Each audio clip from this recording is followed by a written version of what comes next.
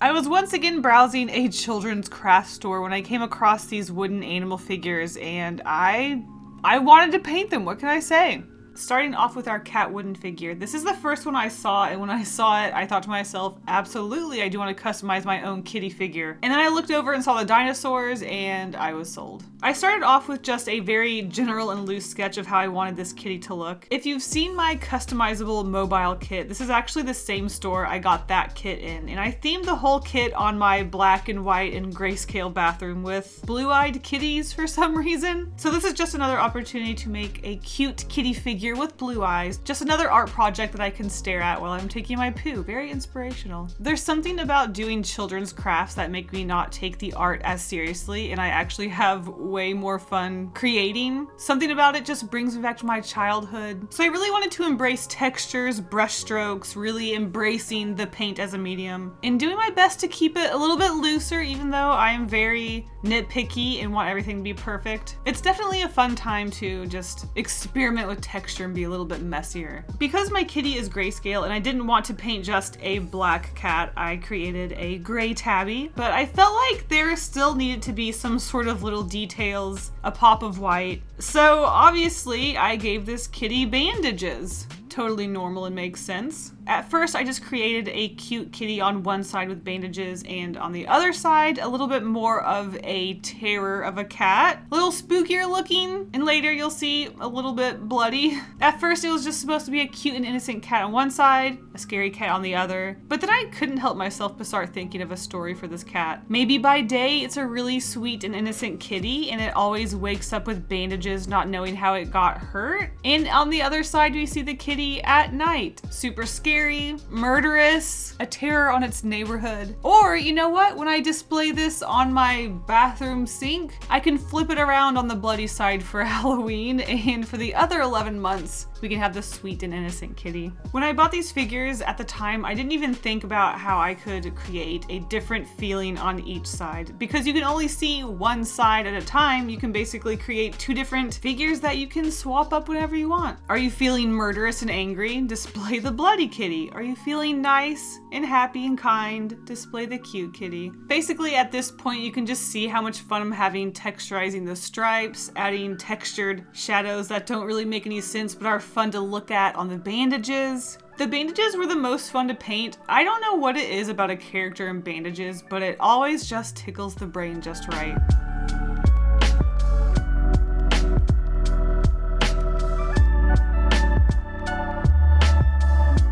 Okay, the dog wooden figure actually took me by surprise. This is not the direction I thought I was going to go when I saw these wooden figures, but here we are. Something about the proportions of this dog just seemed kind of odd to me. It's not short and long enough to be a wiener dog, but it's also too short looking to be a normal dog. So my first thought was a stuffed dog that's very colorful and looks like a toy. So the color theme for this dog is the primary colors. I focused on a very bright, solid yellow dog. I didn't want the base of the dog to be too dark, and yellow was pretty much the lightest color out of the options. And from there, it was using just the brightest colors I had to paint this dog. I know green isn't a primary color, but I just felt like red, blue, and yellow weren't enough variety, so I added in green. And overall, this dog definitely looks very playful. Speaking of playful, it reminds me of the Animal Crossing kitty set furniture. Anyone remember that? Just very brightly colored, blocky colors and furniture. It looks just like this dog. It's very cute. I think it definitely captures that playful toy dog vibe.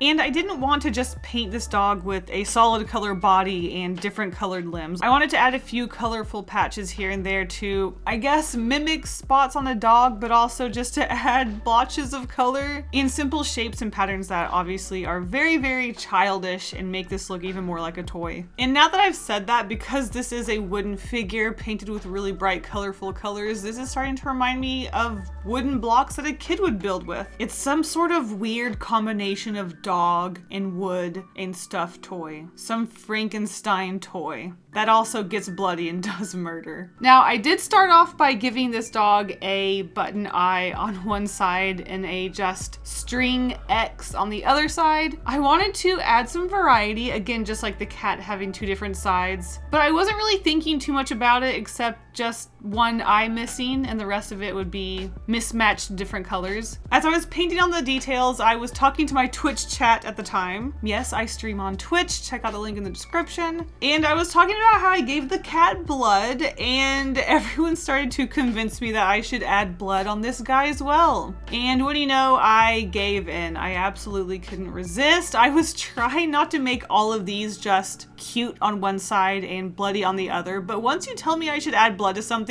you don't have to tell me again. I'm gonna add blood to it. I'm already on the edge of adding blood to it, so that's that. I added blood to this dog.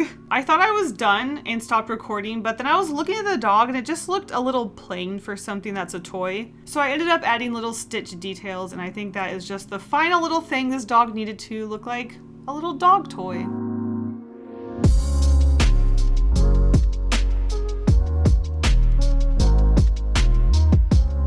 Second to the kitty, this dinosaur was the figure I was the most looking forward to coloring because, I mean, it's a dinosaur, you guys. I was really trying to avoid blood at this point, so I didn't want to just resort to a murderous plant-eating dinosaur. But when I looked at the little guy, I just imagined this stupid little face, and it's all I could imagine. So that's what I did with this guy. I kept him very simple, gave him a silly, goofy face on both sides, and there wasn't really much outside of that to sketch. I just put some circles around its top half just to remind myself that I wanted to give him spots, and I was ready to color. Because this is just such a childish, round, simple, adorable dinosaur, I wanted to keep the colors reflective of that, so I went with a very bright dinosaur green color. I would be very surprised if dinosaurs were walking around acidic, bright green. And y'all know how much of a duty green lover I am, but I didn't want to paint this dinosaur duty green. I wanted him to be bright grass green. And I didn't want him to be too plain, so I wanted to add a little bit of gradienting light to green on the top of its back and the bottom of its feet. Overall, this dinosaur is going to be very simple compared to my others, but it's just the vibe I was feeling with this guy.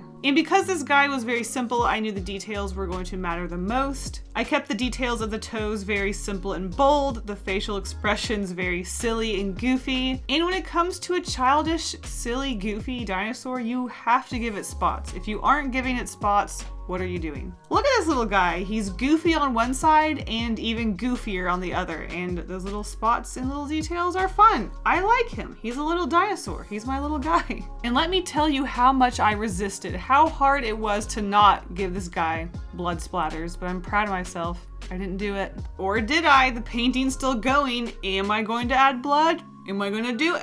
I don't do it.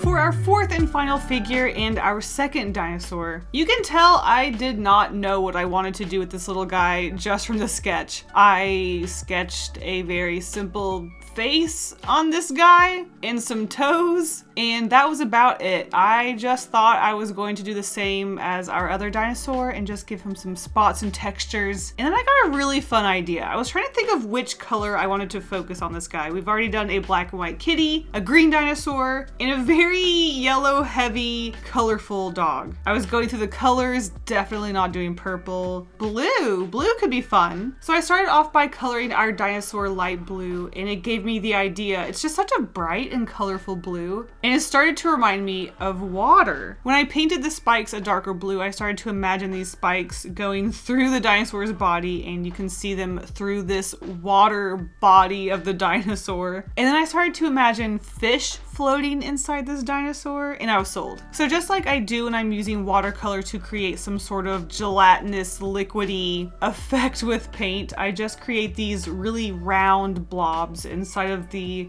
body of water. I try to imagine where areas are thicker or deeper, and that's where the most color would be, and just create bubbles and roundnesses of color, and you've got yourself a body of water. Adding a reflective shine really helped create this round, wet looking dinosaur, and I was so excited to add extra details, especially the fish. I wanted to add little bubbles in the water, anything and everything I could help suggest that this dinosaur was made out of water because it needed the help. On one side, I painted my usual black shadows of just generic fish, and on the other side, I painted one single orange goldfish because orange complements blue, and I thought that would be really fun. I absolutely love the result of this dinosaur. I love cats, so obviously the cat one's my favorite, but this dinosaur one, I think I love the concept, the colors. It was surprisingly fun coming from a kid's craft supply.